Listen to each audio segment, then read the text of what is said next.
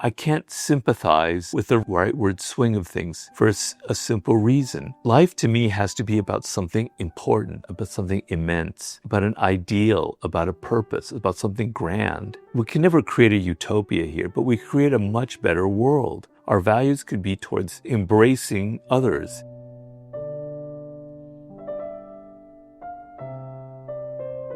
So the question has to do with that episode of Jubilee that got a lot of attention, where there was one progressive who was kind of being attacked or questioned by like 20 people who were not just of the conservative side, but were far right. And the phenomenon of the far right being so popular, particularly among young people as it is now. I'm not sure I have the right answer to this or that I totally understand it, but this is how I see it. So when I was growing up, my parents were Democrats, but they were kind of, I hope they're not watching this, they were kind of milquetoasty Democrats, you know, kind of the limp-wristed variety, just kind of not too daring about it and all that. You have to put them on that liberal, quote unquote. And when you're young, most often you rebel against your parents. You rebel against that generation. And I rebelled against it, and I drifted to the left, in some cases to the far left, because I just didn't want to be like my parents. It seemed so weak and so cliched and so not what I thought reality was like. It kind of angered me. And I thought it was cool and exciting and interesting to drift in that leftward direction. And I don't bemoan that. It was a very exciting period of my life. I was involved in some things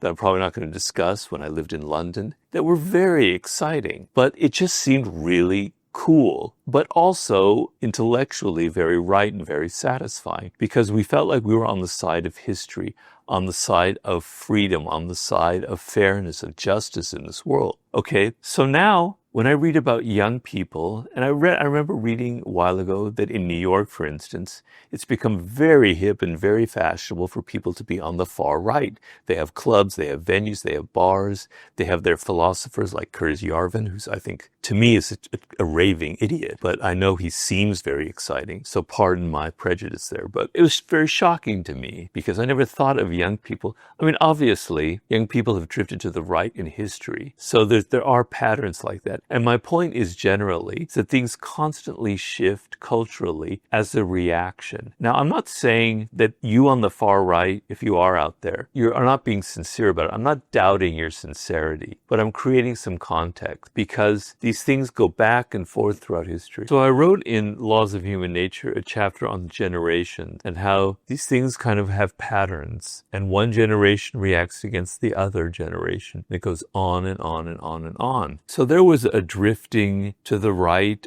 among young people in like the 1920s, and then it shifted to the left in the 1930s. We see the 50s were conservative, then the 60s became radical and left, then the 80s became kind of Reagan, and young people were kind of interested in suddenly in the Republicans and yuppies and all that. So give us some context. These things go back and forth to what seems cool, and it's a reaction against the prior generation. And it's a just reaction because the prior generation is kind of rigid and has got a hold on culture. You want to rebel. So I see it as a form of rebellion. But for me, my values were pretty much set. I can't sympathize with the rightward swing of things for a simple reason. Life to me has to be about something important, about something immense, about an ideal, about a purpose, about something grand. We can never create a utopia here, but we create a much better world. Our values could be towards embracing others. I hate the idea of nationalism. It drives me crazy. I hate it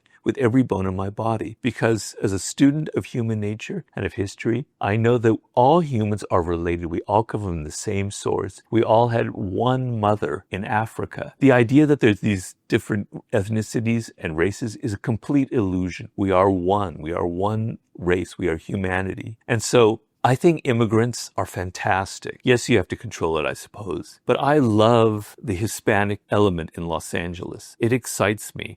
I like the other culture. I like the food.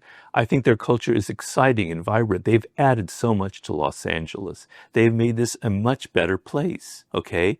You could have said the same thing in Europe in the 1930s and 20s about Jews. We were outsiders. I'm Jewish. We were outsiders in the culture. We were immigrants. We created much of the art, the music, the literature of those times came from Jews. Hollywood, And the great films were basically, a lot of it came from Jews, the outsider element. I love immigrants. I think we're all one race. I can't stand nationalism. I ask people on the far right, what is your ideal? What is the world that you want to see? I don't know what that world would be like. It seems like kind of an ugly, divisive, hate-filled kind of reality that you want to create. I'm asking you, what is the world that you want to create? Is it a world where everybody's sort of separated, where it's just white people here and blacks and Hispanics over there? Or is it a world where we just can make lots and lots of money and have no taxes? That's not the world I see as something ideal. So I'm kind of meandering in my answer because I'm losing focus here a little bit, but that's how I see it.